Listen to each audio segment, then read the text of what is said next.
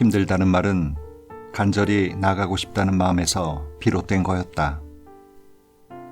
안 될 거란 생각은 꼭 해내고 싶은 마음에서 시작된 거였다.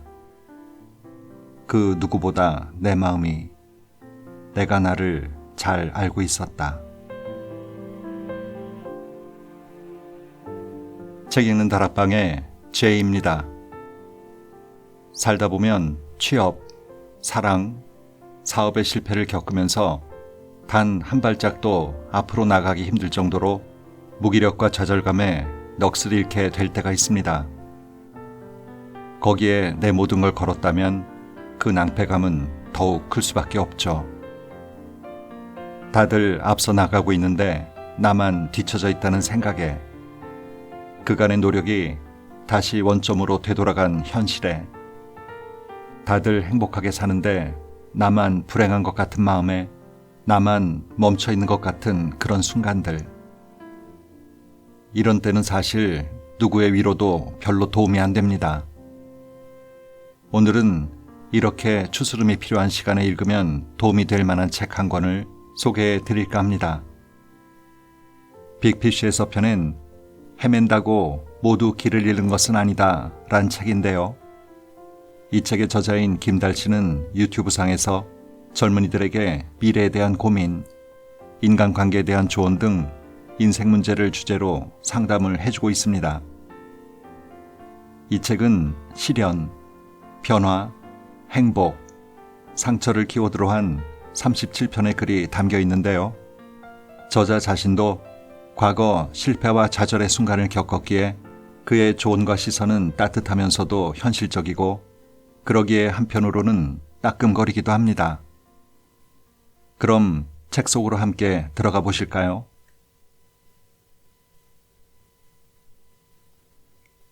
이제 그만 힘들고 싶다는 마음에게. 겉으로는 아무렇지 않은 척하지만 나도 모르게 한숨 쉬고 있다면, 자책과 불안으로 새벽까지 잠 못 이루고 있다면, 그렇게 애쓰고 마음고생하는 이유를 자기 자신만은 알아줬으면 한다. 내 마음을 직시하는 그 순간부터 나에 대한 믿음이 자라날 테니까. 쫓기듯 정신없이 달리며 하루를 보내고 혼자만 남은 밤. 그 시간이 오면 그제야 나를 들여다보게 된다. 내 부족함을 마주하고 다친 마음이 보이면 때때로 속상한 마음을 피할 수 없다. 오늘 내가 왜 그랬을까? 왜 그런 말을 했을까? 왜 그렇게밖에 못했을까? 열심히 하려고 했고 노력도 했는데 결과가 뒤따르지 않았기에 내일이라고 뭐가 나아질까 싶은 심정이 되는 것이다. 그런 막막한 기분이 드는 순간은 누구에게나 찾아올 거라고 생각한다. 왜 나만 이렇게 힘들게 살아야 하나? 다들 무난하고 행복하게 잘 사는 것 같은데 내가 무슨 잘못을 했다고 하는 마음에 새벽까지 뒤척였던 당신에게 이 말만은 꼭 해주고 싶다. 남들은 복세 편살이라지만 그래도 딱 한 번 사는 인생이니까 우리는 좀 더 미래를 걱정하고 고민하며 제대로 살아보자고. 때로는 부담감과 두려움에 휩싸이게 될지라도, 그게 현재의 행복을 갉아먹을지라도 결코 지금이 의미 없는 순간은 아닐 거라 믿으니까. 그렇게 때때로 헛발질 하더라도 내 인생의 길을 스스로 찾아낼 수 있을 테니까. 고백하건대 나는 위로의 힘을 믿는다. 힘든 순간 누군가 진심으로 건넨 괜찮아 라는 말이 가지는 힘도 잘 알고 있다. 그럼에도 이번만큼은 다정한 위로보다는 냉정하지만 당신의 가슴을 다시 뛰게 할 현실적인 이야기를 하고 싶다. 그렇게 순간의 위안을 넘어 지칠 때 떠올리면 기운나게 하는 말들을 전하고 싶다. 헤매는 모든 자가 길을 잃은 것은 아니다. 반지의 제왕을 쓴 J.R.R. 톨킨의 이 말처럼 오늘의 작은 시련이 내 인생의 실패를 의미하진 않을 것이다.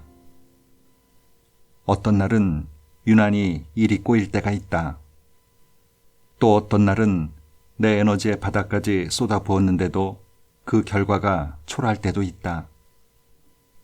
나 자신이 밉고 싫어지는 날도 있을 것이다. 하지만 단언할 수 있다. 그 어떤 지옥 같은 날들도 반드시 끝이 난다는 것을.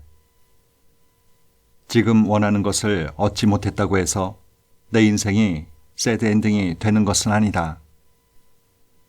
힘든 순간에 처할 때마다 의식적으로라도 좀 더 여유 있는 마음으로 하루하루 낯선 동네를 산책하듯 살아보면 어떨까? 지름길이 아니면 어때? 길을 잃으면 또 어때? 끝까지 한번 가보지 뭐. 이 길 끝에 뭐가 나올지 누가 알겠어? 이렇게 덜 낙담하면서 씩씩하게 살아가는 동안 어쩌면 생각지도 못했던 멋진 풍경을 만나게 될지도 모르니까 말이다.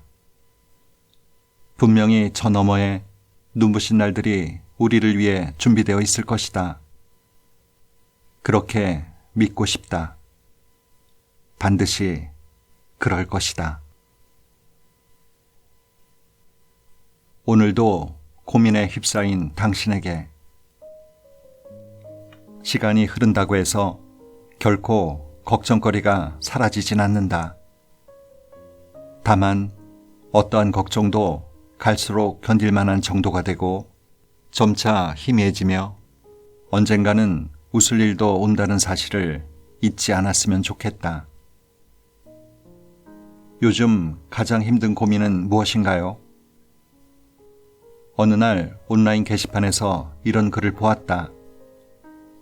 며칠 뒤 그 글에 길게 달린 댓글을 하나하나 곱씹으며 살펴봤다. 대부분 취업이나 미래에 대한 고민이었다. 물론 나도 같은 고민을 하지만 이 걱정에 매몰되지 않으려고 의식적으로 노력한다. 걱정이 마음을 잠식하면 행동과 생각의 폭이 좁아질 수밖에 없고 이건 현재 상황에 조금도 도움이 되지 않기 때문이다. 이렇게 걱정을 안고 살아가는 사람들에게 꼭 하고 싶은 말이 있다. 당신의 인생에는 지금과 같은 걱정들이 아마 앞으로도 계속 생겨날 것이다. 그 어떤 걱정도 완전히 사라지지 않는다. 이 문장을 읽고 그럼 앞으로도 이렇게 힘들게 살라는 말인가 하고 여길 수도 있다. 그런 뜻이 아니다. 우리는 SNS든 유튜브든 다양한 매체를 통해서 많은 타인의 모습을 본다. 대부분 행복해 보이는 모습이지만 그렇다고 해서 그들에게 아무런 걱정거리가 없다고 할 수 있을까? 멋진 외모나 막대한 경제력, 전문적인 직업. 지금 내가 바라는 것을 얻게 된다면 정말 그 뒤엔 아무 걱정이 없어질까? 어릴 적 읽었던 동화의 끝처럼 그리고 오래오래 행복하게 살았습니다로 우리의 삶도 영원히 해피엔딩일 수 있을까? 아마 당신의 생각도 같을 것이다. 답은 아니다이다. 지금 당장의 걱정과 고민, 불안이 해소된다 해도 곧 다시 다른 걱정과 고민들이 몰려올 것이다. 마치 하늘 위에 항상 존재하는 구름처럼 걱정과 고민은 마음속에 머무르며 때로는 먹구름의 모습으로, 가끔은 맑게 갠 모습으로, 그러다 잔잔한 모습으로 다양하게 변하면서 그렇게 우리가 인생을 사는 내내 공존할 것이다. 결코 당신의 고민이 별것 아니라는 뜻이 아니다. 분명 잠 못 이룰 만큼 괴롭고 쉽사리 웃음도 나오지 않을 만큼 마음을 무겁게 하는 일이 있을 것이다. 어쩌면 애써 눈물을 참고 있을지도 모르겠다.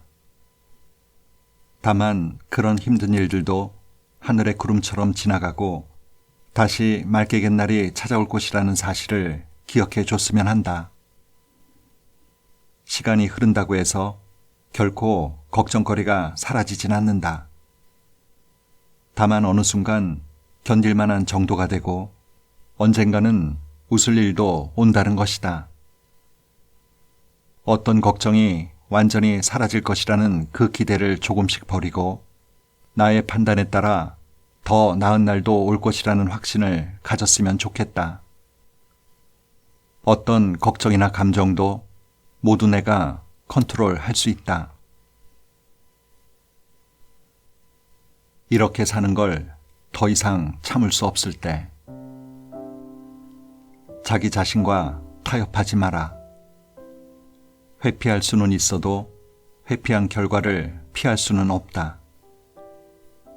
지금 회피하면 당장엔 좀 편하겠지만 반드시 그 결과는 다시 나에게 돌아온다. 지금은 이 악물고 맞서서 버티는 수밖에 없다. 요즘 뉴스를 보다 보면 불황과 취업난을 다룬 소식이 반드시 등장한다. 이런 뉴스들을 보다가 예전의 일이 떠올랐다. 오랫동안 일이 안 풀리고 있었고 슬럼프에 빠져 허우적거리면서 지금의 상황을 합리화할 만한 명분을 찾았던 때가 있었다. 현실적으로 보면 답은 명확했는데도 합리화 속에 도망치려 했던 건 아무것도 하고 싶지 않고 무엇을 해야 할지도 몰랐기 때문이다. 하지만 대부분의 경우 지금 내가 처한 힘든 상황은 외부적인 이유와는 전혀 상관이 없다. 받아들이기엔 아프지만 이게 진실이다. 외부의 영향을 전혀 받지 않을 수는 없다. 실제로 내가 처한 환경으로 인해서 성과나 결과를 내기 어려울 수도 있다. 하지만 이런 환경을 뚫고 헤쳐나가야겠다고 마음먹어야지 스스로 그걸 이유 삼아 합리화하고 안주하기 시작하면 그때부터 인생 꼬이는 건 한순간이다. 자기 합리화가 무서운 이유는 하면 할수록 그 거짓이 정말 합리적이라고 생각하게 되기 때문이 아닐까? 마음가짐이 변하지 않으면 어려운 상황은 결코 나아질 수 없다. 3년이고 4년이고 5년이고 30년이 넘어서도 계속된다. 문제를 자각하지 못할 경우 가장 두려운 점이 이것이다. 지금에서 벗어날 수 없다는 것. 자신이 처한 상황을 남 탓으로 돌리고 합리화하려는 생각에서 하루빨리 벗어나지 않으면 평생 지금처럼 힘들 수도 있다. 기억하자. 어떤 무서운 전염병이든 경제 불황이든 지금 나를 힘들게 하는 이 상황은 내가 죽을 때까지 계속되는 게 아니라는 것을. 그때부터는 어떤 명분을 들이대며 합리화할 것인가? 자신에게 물어봤으면 좋겠다. 언제까지 사회 탓, 남의 탓하면서 아무것도 안 할 것인가? 정신을 차려보면 현명한 사람들은 똑같이 어려운 환경 속에서도 자기 할 일 다 하고 이미 저만치 훌쩍 앞서가고 있을 것이다. 그들과의 간격은 결코 좁히기 쉽지 않을 것이다. 그때 몰려올 이루 말할 수 없을 정도의 상실감에는 어떻게 대처할 것인가? 그러니까 어떤 상황에서도 자신이 해야 할 일은 하고 도저히 여의치 않을 때는 남들도 다 힘들겠거니 생각을 하면서 버티는 게 맞지. 이것 때문에 안 되고 저것 때문에 안 되니까 하면서 차일피일 미루다 보면 나만 더욱 뒤처질 뿐이다. 해결책은 나에게 있다. 환경 탓하지 말고 계획하고 실천에 옮기는 것. 이게 단순하지만 제일 확실한 방법이다. 행여나 힘든 사람의 심정을 이해하지 못한다고 오해하지 않았으면 좋겠다. 그게 아니라 스스로 합리화하려는 행동이 내 인생에 독이 된다는 걸 뼈저리게 겪어봤기에 최소한 당신은 그러지 않았으면 하는 것이다. 기분이 태도가 되지 않는 사람. 많은 경우 사람은 화낼 만한 상황에 화를 내는 게 아니라 화낼 만한 사람에게 낸다.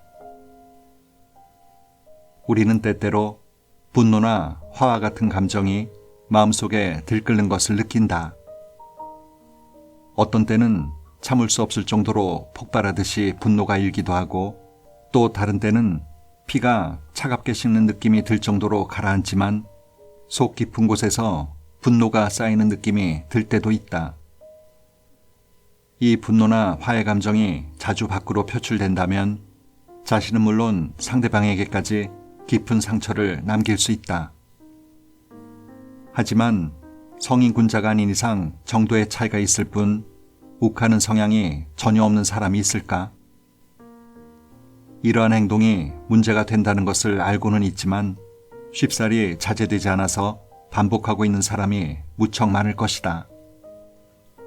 화를 내고 나서 뒤늦게 후회를 해도, 그래서 막상 고쳐보려고 해도 사실 쉽지가 않은 게 바로 분노의 감정을 컨트롤하는 일이다. 얼마 전에 어떤 이와 대화를 하다가 분노라는 감정을 다시 한번 생각하게 된 일이 있었다. 어떤 일로 욱하는 모습을 보였는데 상대가 이렇게 비유하며 설명해 주었다. 이렇게 둘이서 대화를 할 때든 다른 누군가와 함께하는 자리에서든 지금과 같은 모습을 보이는 건 왜 그러는 건지 생각해 본 적 있어? 본인이 주체를 하지 못해서일까? 원래 그런 사람이어서일까? 그것도 아니면 나에게는 자제하지 않아도 된다고 생각해서 그러는 걸까? 그러면서 예의와 격식을 차려야 할 누군가와 함께 있을 때도 그럴 수 있느냐? 그럴 수 있을 것 같느냐라고 물었다. 정말 중요한 자리에서 화나고 기분이 안 좋다고 해서 필터링하지 않고 머릿속의 말 그대로 내뱉을 수 있는지, 회사 최고 임원 앞에서도 그럴 수 있겠는지를 묻는데 많은 생각이 들었다. 왜냐하면 이제껏 한 번도 중요한 자리에서 그랬던 적이 없고 앞으로도 그럴 수 없을 것 같았기 때문이다. 그때 많은 걸 깨달았다. 나의 욱하는 태도는 상대를 봐가면서 하는 행동이었다는 것을. 그리고 이 행동은 스스로 통제할 수 있는 문제였음을. 그래서 그때부터는 감정을 다스리기 위해서 많은 노력을 했다. 배우 마동석 옆에서는 누구라도 분노 조절 장애가 자동적으로 치유된다는 우스갯소리도 이런 분노의 양면성을 지적한 것이 아닐까 싶다. 불쑥 화가 치밀어 오르려고 할 때면 한 번쯤은 자신에게 이렇게 물어봤으면 좋겠다. 정말 중요한 자리에서도 이 화를 뱉을 수 있는지, 매우 중요한 사람 앞에서도 이러한 태도를 보일 수 있는지, 답은 정해져 있을 것이다. 외로워도 결국 나쁜 힘으로. 고독의 시간은 행복의 시간보다 훨씬 느리게 흐른다. 어쩌면 지금 외로운 당신에게 필요한 건 이 순간을 성찰의 시간으로 보내는 지혜일지도 모르겠다. 외로우니까 사람이다라는 시 구절처럼 누구나 사람이라면 한 번쯤은 깊은 외로움을 느낄 때가 있다. 이미 누군가를 만나고 있거나 연애할 생각이 없다 해도 갑작스레 찾아오는 외로움은 때로 당황스러울 정도다. 그럴 때마다 어쩌면 좋겠느냐고 물어오는 사람들이 있다. 그 질문을 여러 번 받고 나서 이런 생각을 했다. 외로움이라는 감정이 참 무섭다고. 무엇보다 이 감정이 가장 무서운 이유는 한순간이면 충족되는 감정이기 때문이다. 슬픔이나 우울한 감정 같은 경우는 일시적으로 몰려왔다가 사라지는 외로움보다 훨씬 오래 지속된다.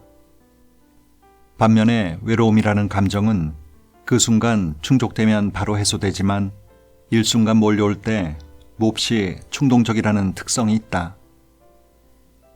그렇기에 외로움에 휩싸이면 이성적인 판단 능력을 상실하게 된다.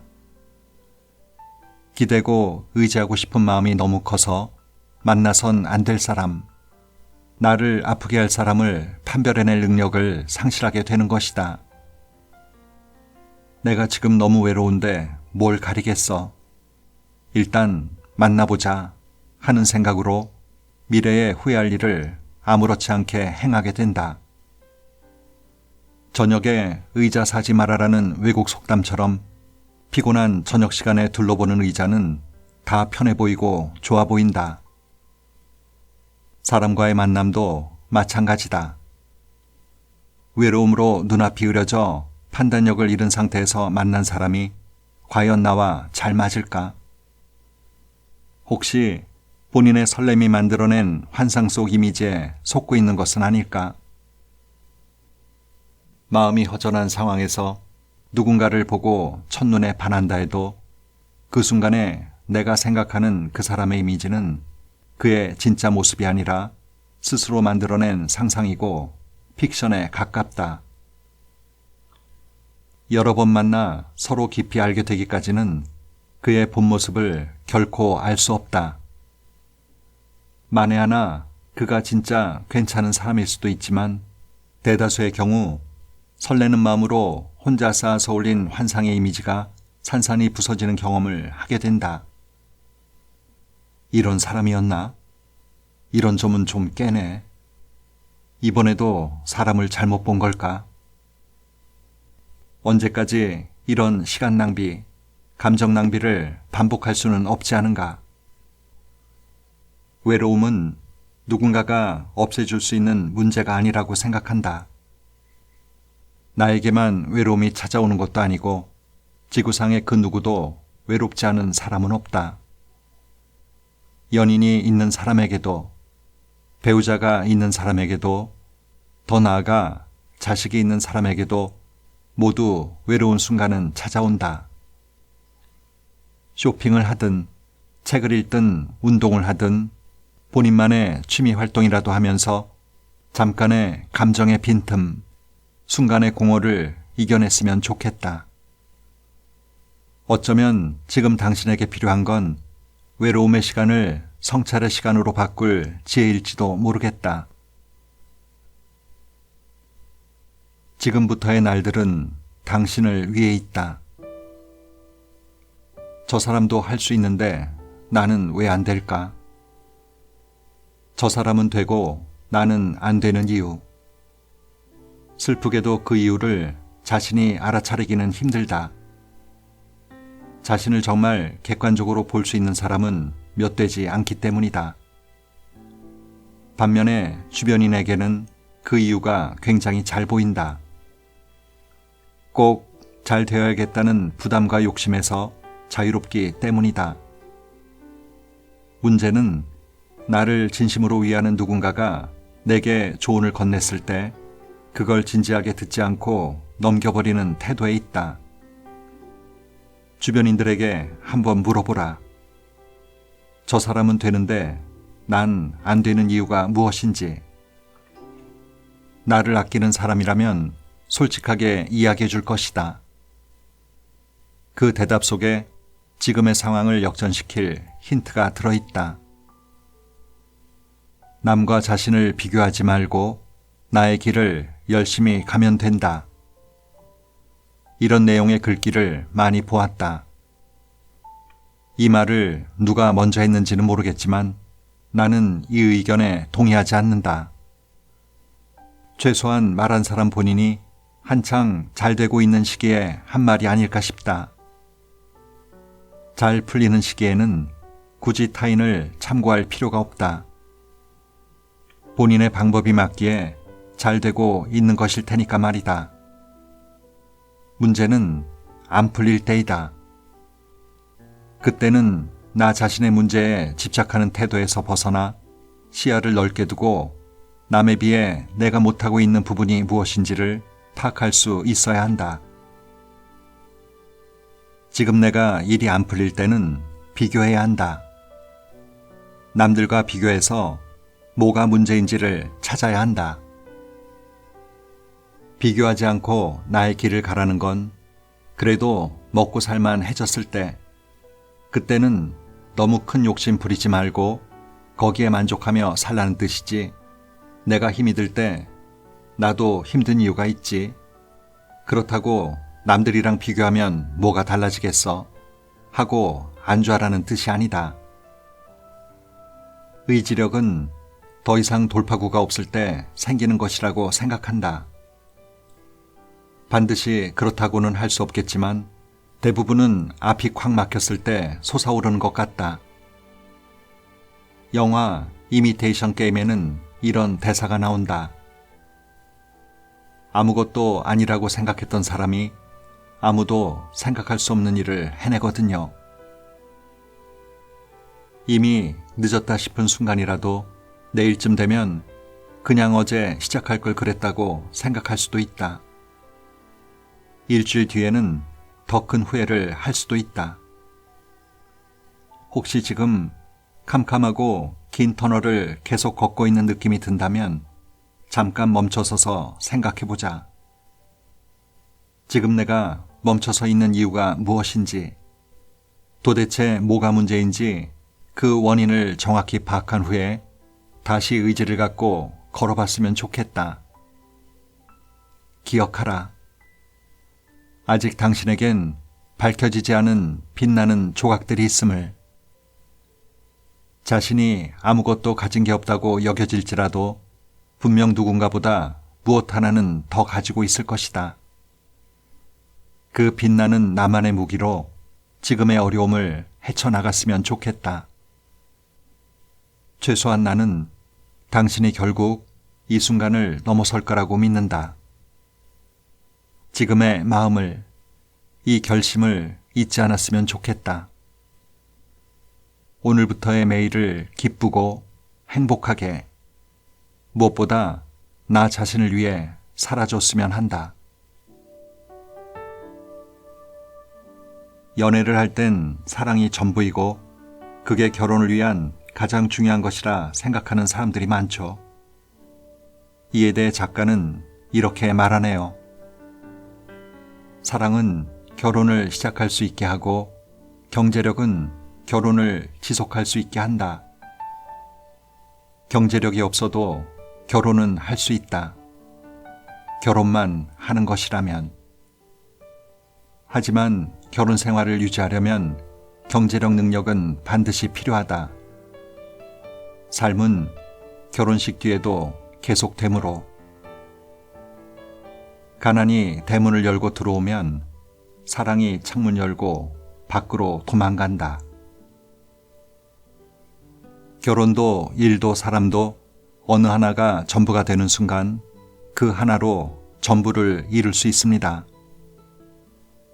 모든 걸 거는 외로움을 견뎌낼 자신이 없다면 요모조모 따져보고 우선순위도 살펴보는 리스크 관리는 항상 필요한 것 같습니다. 오늘도 좋은 하루 보내세요.